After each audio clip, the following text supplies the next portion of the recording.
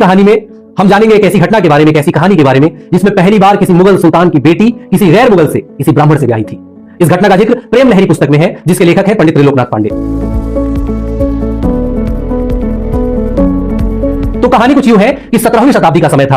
भारत के दक्षिणी हिस्से में गोदावरी के तट पे एक छोटा सा राज्य था, जिसके राजा थे महाराजा चंद्रदेव, और उनकी एक छोटी सी राज्यसभा थी। लेकिन उस राज्यसभा का गौरव थे पंडित जगन्नाथ शास्त्री, साहित्य के प्रकांड विद्वान, दर्शन शास्त्र के अद्भुत ज्ञाता।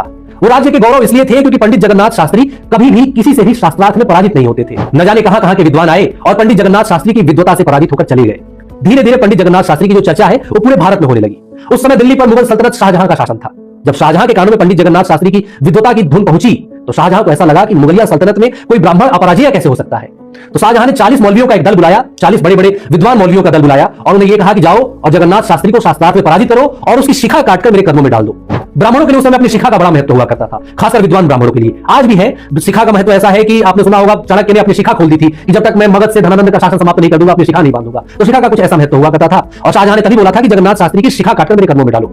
मौलवियों का दल शाहजहां का यह आदेश लेकर पंडित जगन्नाथ शास्त्री को पराजित करने गोदावरी के तट पर पहुंच गया। गोदावरी पर सभा सजी, एक तरफ पंडित जगन्नाथ शास्त्री थे, दूसरी तरफ मौलवियों का दल था। शास्त्रार्थ शुरू ही होने वाला था कि मौलवियों के दल ने एक शर्त रखी। शर्त यह रखी कि अगर पंडित जगन्नाथ शास्त्री हार गए तो उनको अपनी शिखा काटकर दंडी देनी पड़ेगी। पंडित जी मुस्कुरा उठे, लेकिन उन्होंने यह शर्त स्वीकार कर ली। बदले में पंडित जी ने भी एक शर्त रखी कि अगर आप लोग हार गए तो आपको भी दाढ़ी देनी पड़ेगी, आपकी दाढ़ी उतरवा दूंगा मैं। मौलवियों के अंदर घमंड था कि भाई 40 लोगों का दल है हमारा, ये अकेला ब्राह्मण हमें क्या हराएगा। तो मौलवियों ने भी यह शर्त स्वीकार कर ली। शास्त्रार्थ शुरू हुआ, और शास्त्रार्थ क्या था? खेल था। अरबों के पास भला इतनी आध्यात्मिक पूंजी और इतनी दार्शनिक पूंजी कहां कि वो किसी विद्वान ब्राह्मण के सामने टिक भी सके। पंडित जगन्नाथ शास्त्री विजयी हुए और 40 मौलवियों का दल अपनी दाढ़ी कटाकर शाहजहां के पास दिल्ली चला गया। शाहजहां के लिए बहुत बड़ी बेइज्जती की बात थी। लगभग 1-2 महीने बाद महाराज चंद्रदेव की राजसभा में दिल्ली दरबार से शाहजहां का एक प्रतिनिधि आया और यह कहा कि महाराज से निवेदन है कि आपकी दरबार के जो रत्न है पंडित जगन्नाथ शास्त्री, इनको दिल्ली भेजा जाए। अब महाराज चंद्रदेव के लिए एकमात्र गर्व की बात तो पंडित जगन्नाथ शास्त्री थे, उनके पूरे राज्य के लिए वो गर्व थे। अगर पंडित जगन्नाथ शास्त्री चले जाएंगे तो राज्य का तो गौरव चला गया, लेकिन अगर पंडित जगन्नाथ शास्त्री नहीं जाएंगे तो मुगलिया सल्तनत वहां पर खड़ी थी अपनी सेना के साथ, राज्य पर अटैक होता। पंडित जगन्नाथ शास्त्री ने समझाया कि महाराज कोई बात नहीं, दिल्ली ही तो है, जाने दीजिए, बीच बीच में मैं आता रहूंगा। और भारी मन के साथ महाराज चंद्रदेव ने पंडित जगन्नाथ शास्त्री को विदा किया। पंडित जगन्नाथ शास्त्री दिल्ली गए। शाहजहां ने उन्हें नया नाम दिया पंडित राज।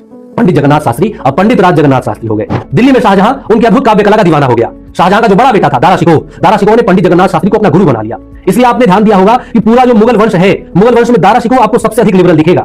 दारा शिकोह ने सिर अकबर के नाम से उपनिषदों का फारसी अनुवाद भी किया था, और दारा शिकोह को आमतौर पर लिबरल मुस्लिम माना जाता था क्योंकि उसके गुरु थे पंडित जगन्नाथ शास्त्री।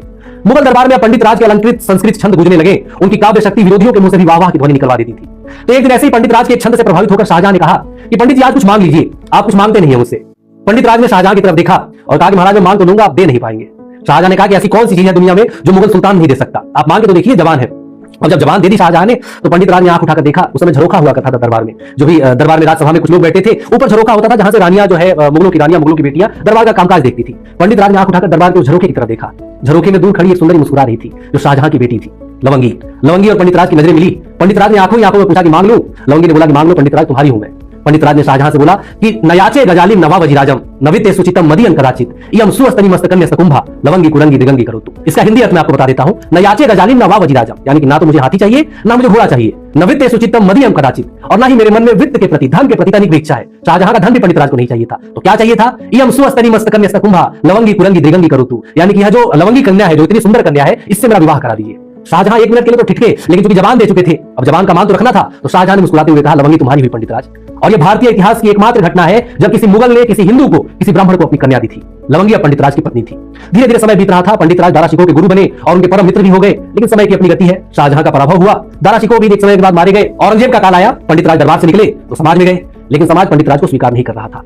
पंडित राज चूंकि लवंगी से शादी की थी उन्होंने, और लवंगी मुगल सुल्तान की बेटी थी, तो एक ब्राह्मण ने एक मुस्लिम से शादी की थी, इसलिए समाज जो है वो ब्राह्मण पंडित राज को स्वीकार नहीं कर रहा था। लेकिन लवंगी ने कहा कि आप पूरी दुनिया से क्यों स्वीकार करवा रहे हैं, आप एक बार बनारस चलिए। अगर एक बार बनारस ने आपको स्वीकार कर लिया तो फिर पूरी दुनिया आपको स्वीकार करेगी। पंडित राज को भी लवंगी का तर्क भाया, क्योंकि बनारस उस समय विद्वानों का अड्डा था, और ये बात अभी भी सच है कि बनारस जिसको स्वीकार कर लेता है, पॉलिटिकली भी आप देख लीजिए, बनारस ने जिसको स्वीकार किया वो देश में शीर्ष तक पहुंचा।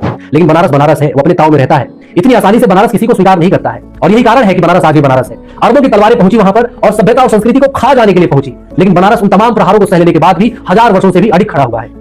बनारस ने भी पंडित राज को स्वीकार नहीं किया। एक स्वर में बनारस ने पंडित राज को अस्वीकार कर दिया कि लवंगी आपकी विद्वता को खा चुकी है, अब आप सम्मान के योग्य नहीं है। पंडित राज चिंतित रहने लगे।